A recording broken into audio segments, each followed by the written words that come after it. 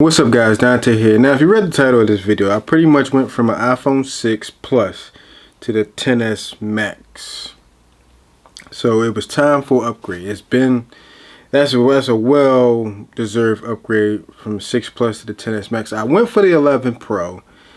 The Verizon store I went to did not have any at the time, so I just went with this one because I wanted to upgrade, you know, I wanted the new phone, latest phone, kind of the latest phone. So I went with this one because that was pretty much all they had left. Now, if you came from the 6, the 7, or the 8, jumping to the 10, it was kind of a bit of a learning curve because no more home button and things like that. So it's all swipe gestures now and Face ID, which is fine.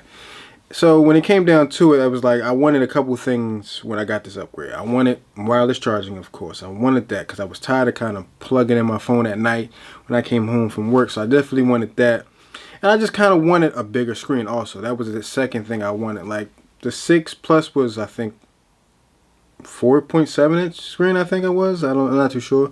But I wanted a bigger screen now because I felt like everything's going to these big old wide screens. So I was like, all right, let me just get one.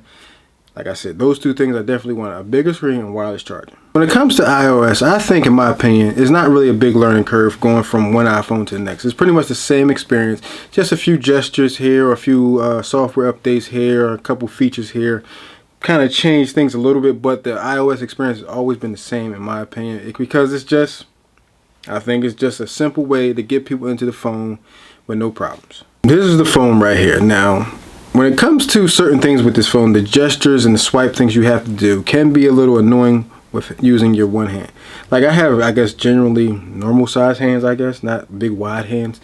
But for me, when I have to swipe over to the control center, I really have to take my hand and go like this and swipe down. And it's annoying, but it's not that big of a deal. But it can be having to do it all the time, but I usually don't have to go there that much. But those one of the things that having a bigger phone can be a bit of a headache. Now I like Face ID because I just look at my phone, it unlocks and just swipes up and I'm good to go. I'm cool with that. So I'm like, all right, I can work with that.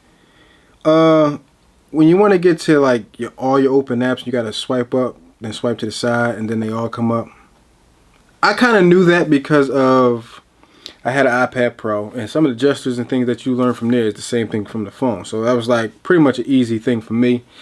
When it came to getting this phone, I knew some of the gestures when it came to using it because I have the iPad Pro, and it's pretty much the same experience having an iPad Pro on this phone.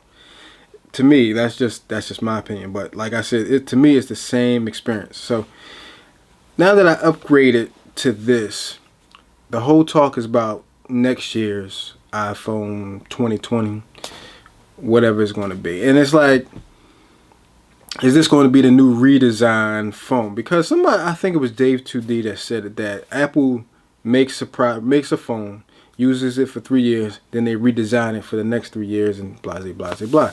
So I think this is, hold on, you had the 10, then you had the S series, which is an incremental upgrade. I always stumble over that word, sorry. So when you go from the 10 to the XS, like I said, that's an incremental upgrade, same screens and stuff like that. Now with the 11, it's pretty much the same design with triple cameras on the back. So they say the 2020 iPhone is supposed to be the new redesigned iPhone. One of the things I think is interesting about that is because will it go from that port that they've been using for however how long to the new USB Type-C port? Will they go to that, or will they go to the boxy shape of the iPhone? I think it was the 4 that came out. Some people think it's going to be a redesign to that old design but a bigger screen and those type of things. So it's just up in the air to see what this new 2020 iPhone is supposed to be. It's supposed to be a redesign, new look. Is it going to be completely screen, or is it going to have the notch at the top like right here, or is it going to have just the camera cut out? What? Who knows? We have to wait and see next year about that. But like I said, I upgraded my phone from the 6 Plus to the XS, which is definitely recommended, definitely needed at that time.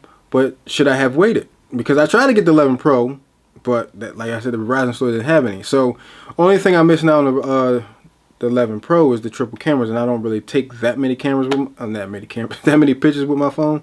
So for me, I was like, I really didn't care. Like I said, my main things, what I wanted was wireless charging and having a bigger screen. I got those two things. I didn't really need a wide angle camera because I don't really take that many pictures outdoors, because I just don't. Like, I don't know, like when I'm with my kids, I want to take pictures, but then I only take one picture and that be it. I'm not a big picture person. I never really have been, which is weird because I do a lot of videos for YouTube, so I was like, why not be a picture guy? But I want to start learning like the ins and outs of photography, so I can just, you know, get into the passion and the love that people who actually do have, and who are photographers, who do these type of things, that just get into it and just appreciate the cameras as they are and what they bring to the table. Well, that's pretty much it for my little upgrade from where I went to, from where I came from, and what's to come next year with the new iPhones or whatever is supposed to come out next year. But I want to thank you guys for watching the video. Hope you enjoyed it. Hit that like button down below. Helps out a lot, you know, promotes the channel, helps out the channel as well. So thank you guys for watching. Post your comments down below. Let me know what you think in the comment section, and I will see you guys in my next video.